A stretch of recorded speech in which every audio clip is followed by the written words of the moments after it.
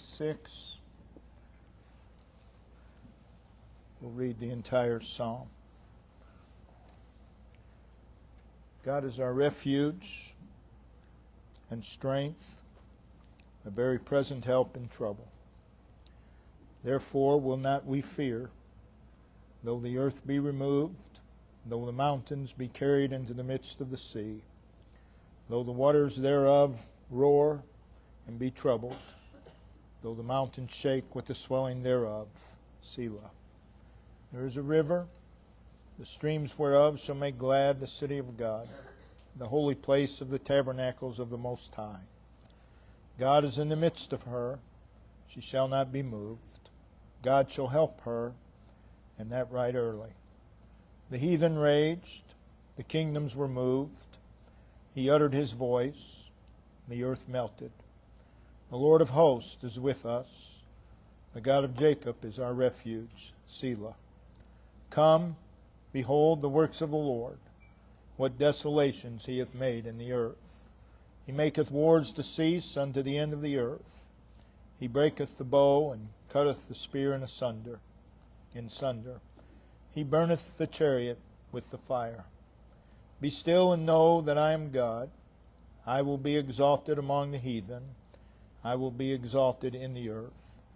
The Lord of hosts is with us. The God of Jacob is our refuge. Selah. Again, the Psalms are songs. They are poetry. And though there is much instruction in the Psalms, as songs and poetry, their primary intent is not so much to inform us, but to move us. That's the intent, the primary intent of songs and poems. They are meant to alter, to guide, to heighten our spiritual emotions. And as we've said many times, one of the most amazing features of the Psalms is the relevancy to our lives. They are designed so that the child of God can easily make application to themselves and their circumstances, no matter where we may be, no matter what we may be experiencing. You can always find yourself, your circumstances in the Psalms. So the 46th Psalm is a song of praise to God. It is a song of worship. It is a song of faith. It is a song of absolutes, a psalm of confidence and assurance, a psalm that ought to become a part of us, indicated by the threefold usage of Selah. Let it sink in. A song that ought to comfort us, encourage us, rejuvenate us.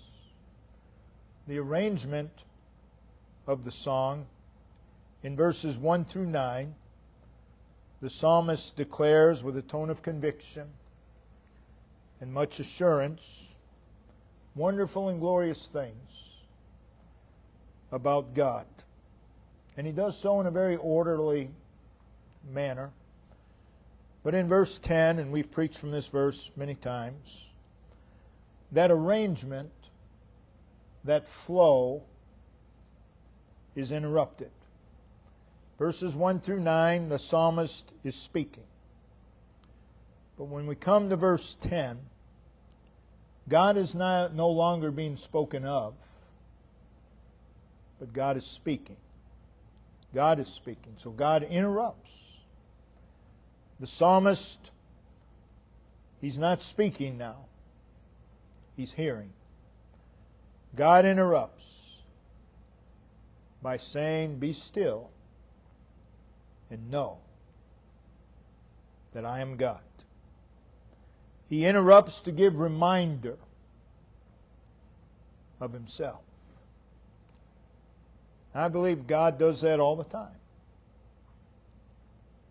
Most don't recognize it, but God interrupts our lives all the time to remind us, I'm God. I'm God. Be still and know that I'm God. So what he's doing here, he's affirming everything that the psalmist has said about him. He's saying, be still and know that it's so. And know that it's so. Everything that the psalmist has said. Be still and let it sink in who I am. Be still and know that I am God. It is an exhortation in light of who He is. And we ought to hear, and we ought to view all exhortations from God in light of who He is. Be still and know that I am God. This is God's instruction of the entire psalm. This is what God is saying, this is what you need to know. This is what you need to learn from this 46th psalm. It is the application of the entire psalm. And then the psalmist resumes speaking in verse 11. He's now talking about the Lord. He says, the Lord of hosts is with us. The God of Jacob is our refuge. Selah. Said the same thing that he said in verse 7. But I believe he says it in a different tone. And he says it with deeper feeling. Having heard God say, be still and know that I am God. So our subject is stillness to know God. Stillness in knowing God. Stillness to know God. We have to be still to know Him. And in knowing Him, there is stillness. So again, the emphasis and the focus of the psalm, the theme, is established in those first two words. God is. It's a psalm about God. It begins with God. God is. And it ends with God. The Lord of hosts is. The God of Jacob is. And the emphasis in between is God. The overriding theme of the psalm is the overwhelming fact of God. In the first 9 verses, the entire psalm, the psalmist is directing our attention to God. And then in verse 10, God directs our attention to Him. In the first stanza, verses 1 through 3, the sufficiency of God is being presented.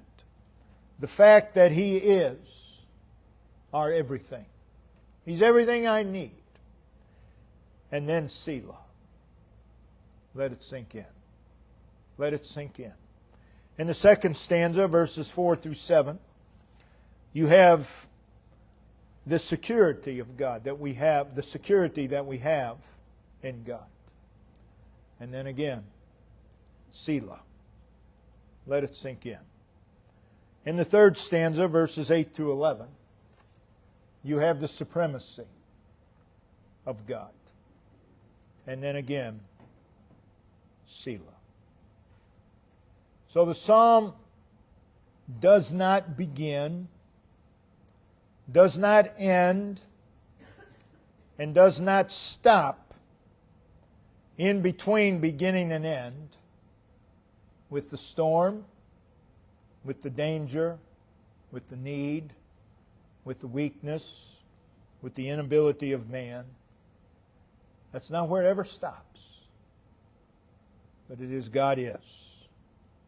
And though the psalm, by direct mention and by way of implication, speaks of trying and troublesome and difficult, problematic, burdensome circumstances.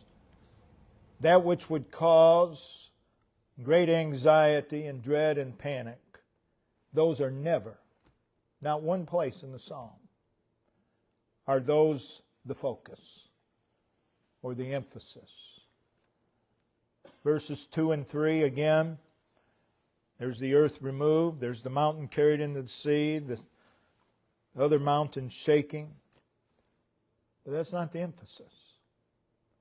That's not the emphasis of the psalm. The emphasis is who God is. That needs to always be the emphasis. In the midst of trying circumstances, adverse circumstances, we need to be directed to God is. God is our refuge. God is our strength. God is a very present help in trouble. Verse 4, God is the Most High. And then in verse 5, God is in the midst, and God shall help. The focus and the emphasis is God. You cannot read the 46th Psalm and possibly come away from it saying the emphasis is the setting and the circumstances. That's never the emphasis. The emphasis is God. And all that we would learn that lesson. In verse 6, the heathen raged and the kingdoms were moved. But again, that's not the focus. That's not the emphasis. The focus and emphasis is He uttered His voice. The attention is upon the activity of God. Again, though the earth be removed, and though the mountains be carried in the midst of sea, and though the waters thereof roar and be troubled, and though the mountains shake with the swelling thereof, and though the heathen rage, and though the kingdoms were moved, these are not the focus. These are not the emphasis. But then you come to verse 7, the Lord of hosts is, the God of Jacob is. That's the emphasis. It's who God is. And in verses 8 and 9, the psalmist mentions wars. And he mentions the bow. And he mentions the spear. And he mentions the chariot, which were emblems, of course, of enemy power and enemy force. But that's not where the psalmist stops. That's not his focus. But notice he directs our attention. Verse 8, he says, "Come, behold the works of the Lord." Yes, there are there's the bow, there's the spear, there's the chariot, there's the enemy power. But come and behold the work of the Lord. That's the emphasis. And again, all that we would learn that lesson. He says, "Come, behold," and then he draws their attention to the activity of God in the past and just God in general. So again, reading through the psalm, that which appears to be the most stable can be shaken, can be destroyed. And the heathen may rage.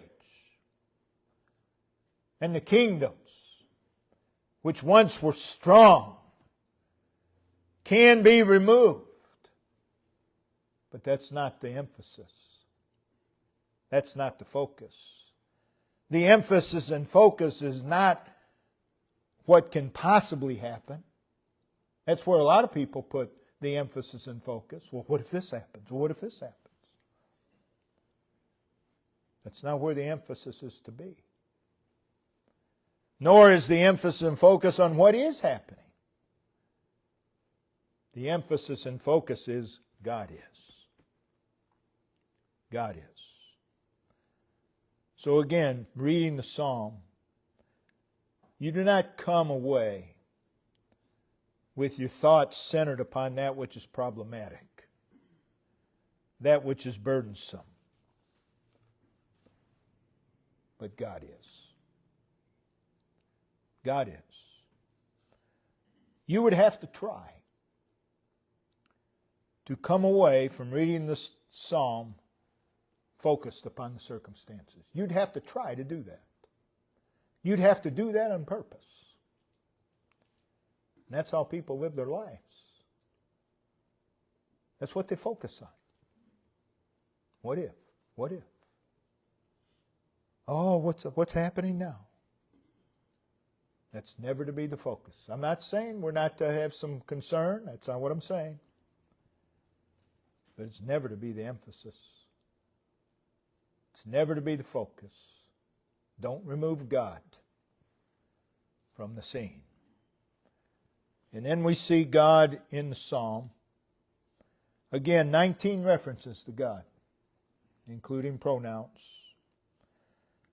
So whatever the circumstances, the psalmist directs our attention to God. God is, the Lord of hosts is, the God of Jacob is. God is. And this is so of everything said of God in the psalm. God is. And that's the focus. Now what's happening? Now what might happen? But God is. That's the whole subject of the psalm. No matter what, He is. With that in mind, in verse 4, He is referred to as the Most High. Nothing equivalent to God.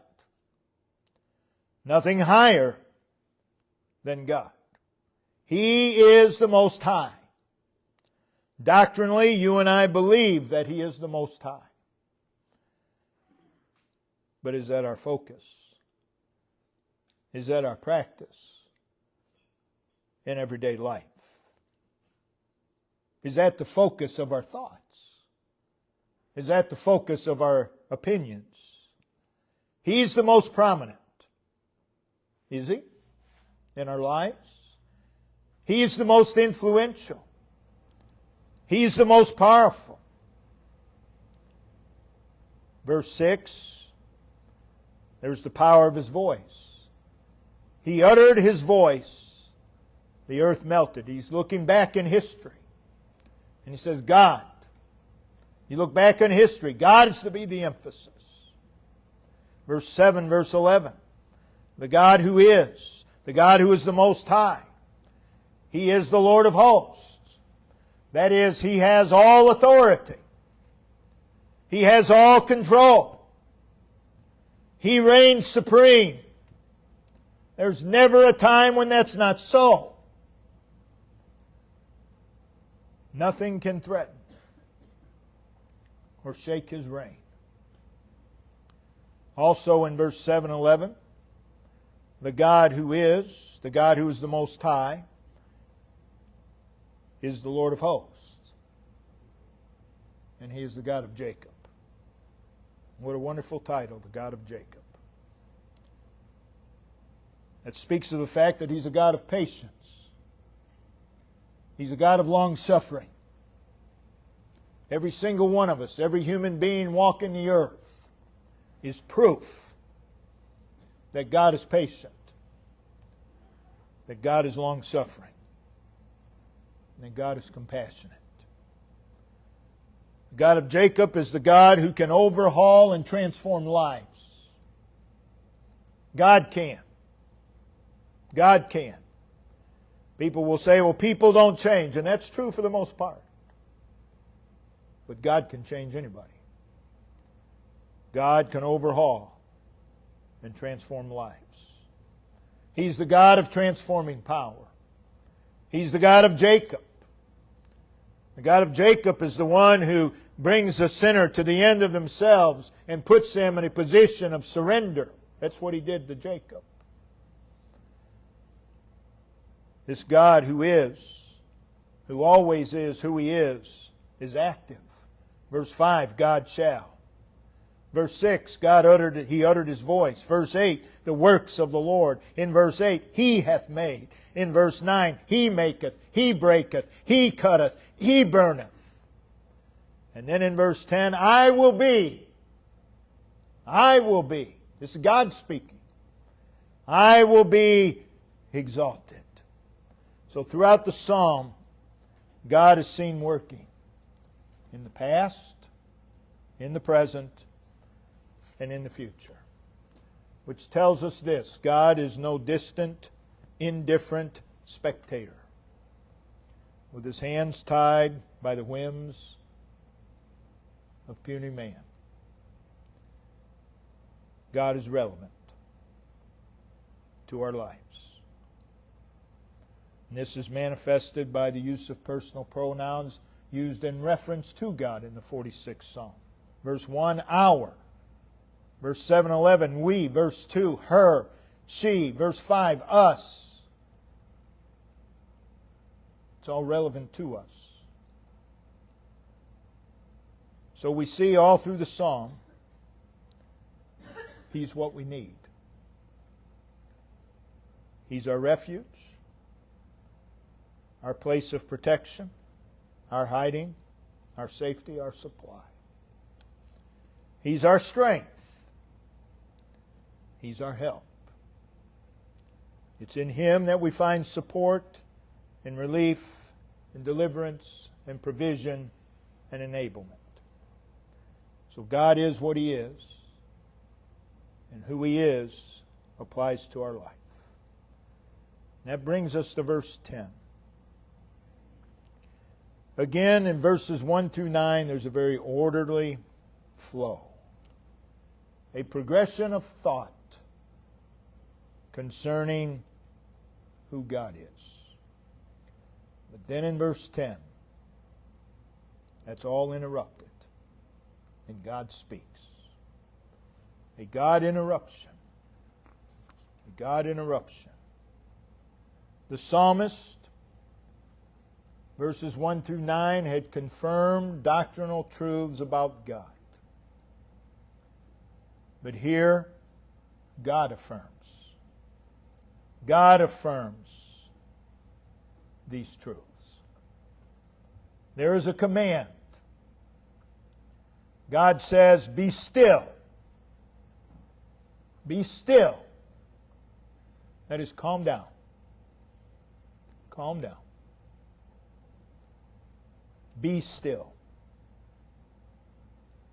The word be is a command concerning our state of being. The state of being is still. Be still. Be still. That is, abstain from, cease, discontinue your own ways. Be still. It is to be in a state of surrender and submission. In the midst of all the constant movement all around us, when the vast majority of people are hurrying about to satisfy self, and in the midst of all the clamor, in the midst of all the anxiety, oh, how we need to hear and obey God. Be still. Be still. There is help. There is healing. There is relief.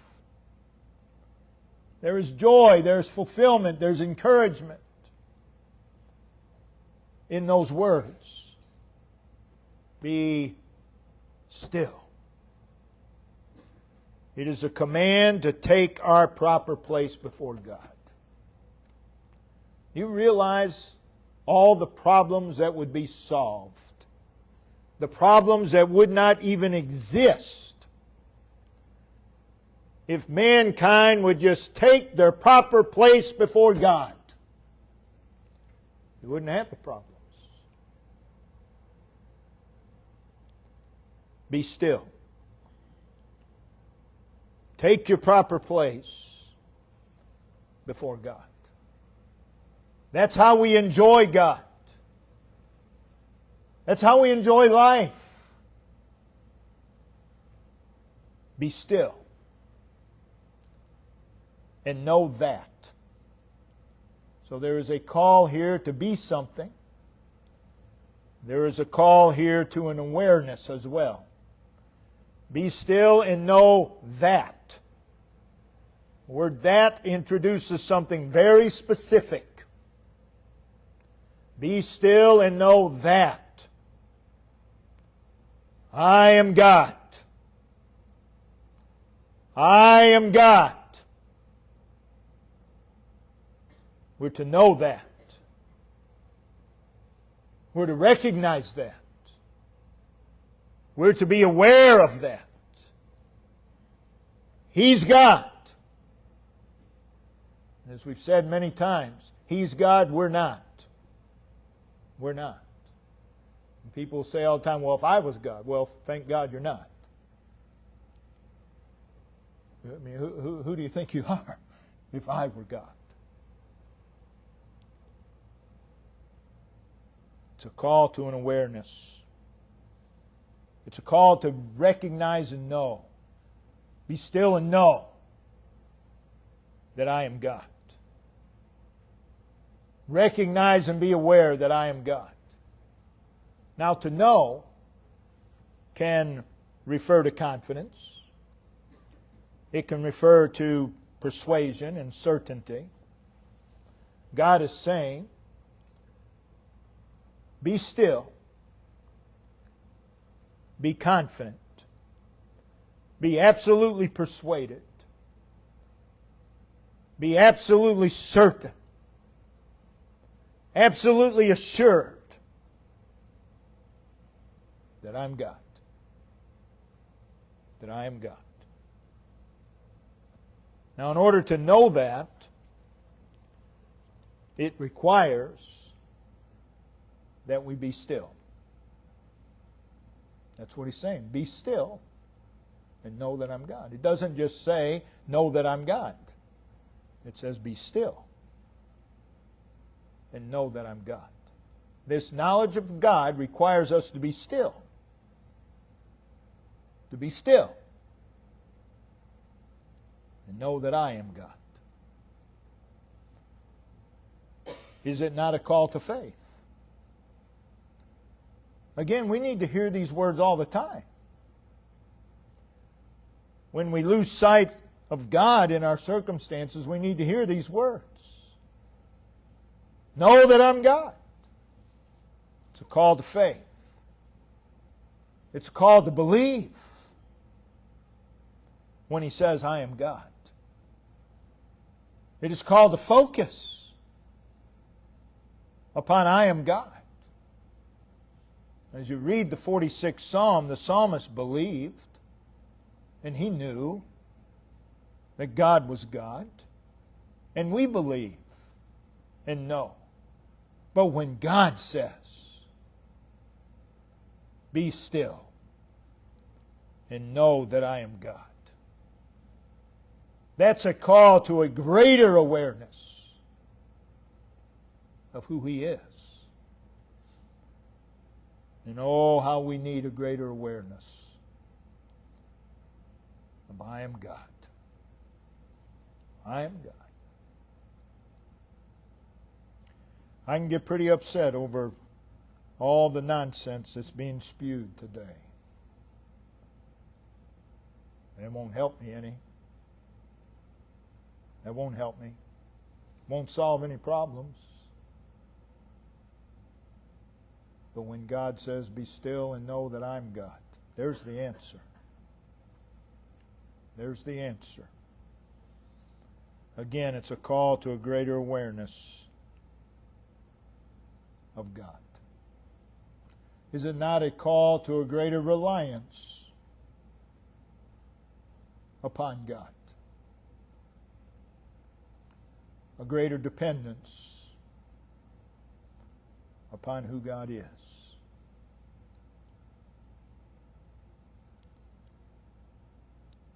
Can you imagine if a politician stood up and said, folks, I don't have any of the answers, but I know one who does? That'd be the truth. It's not going to happen. I am God. It's a call to seek Him more. Seek Him. He's God. Seek Him. It's a call to look to Him more. He's God. Look to Him. Can you think of any better place to look? He's God. Come to Him. Cleave to Him. Rest in Him. Be still and know that I am God. To know God, this is a knowledge that will not leave you detached from who God is. Again, I don't know what the percentages are nowadays. How many people would say, yes, I believe in God? But how many people say that, yet their entire life is detached from Him? This is a knowledge. Be still and know that will not leave you detached from who God is. How many people say, oh, I believe in God, but they're indifferent? This is a knowledge. To really know Him. To really know that He is God. Will not leave you indifferent. We need this. Know that I'm God. We need those words to pierce through everything that's going on. Be still and know that I am God. We need this to pierce through everything and reach our hearts. Know that I am God. This is confidence and assurance and conviction. He's God. He's God. It's a knowledge of personal impact. Be still and know that I am God. We need to know. We need to believe that He's God. So much so that we live those words. I am God. Oh, for that to grip our hearts. I'm God. To have a greater ongoing awareness that He is God. Be still and know that I am God. And then there's a promise. I, who am God, will be exalted among the heathen. I will be exalted in the earth. He is saying everything's on course. I will be exalted. Everything's on time. I will be exalted. That's still true today. I am God. I will be exalted. We can focus upon the fact that our society is almost all secular, a secular mindset. We can focus on that, or we can hear God say, I'm God. I'll be exalted. I'll be exalted. I will be exalted among the heathen. I will be exalted in the earth. Everything's moving in that direction. Everything. Everything is moving according to God's plan. We need to live Psalm 46:10. And to live that will increase our passion for God, our exuberance for God, and our confidence. Again, by the time you get to verse 11, I believe his passion, his exuberance, and his confidence is greater than it was in verse 7, because he has heard directly from God. Someone may say, well, it would be nice to hear directly from God. Well, we do all the time, in many different ways.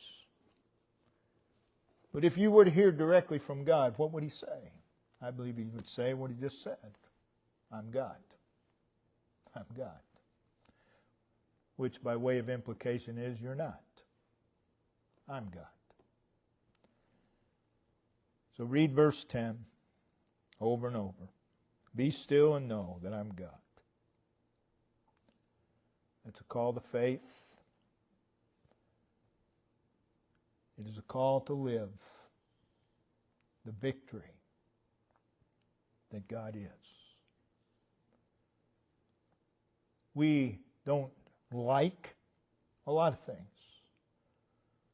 A lot of things that are happening. We don't like. But verse 10 changes it all.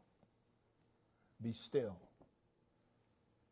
and know that I am God. And I will be exalted. I will be exalted. Oh, that needs to grip our hearts so that it impacts our lives. Brother Ben, if you'll come, lead us in verse of song, we'll all stand.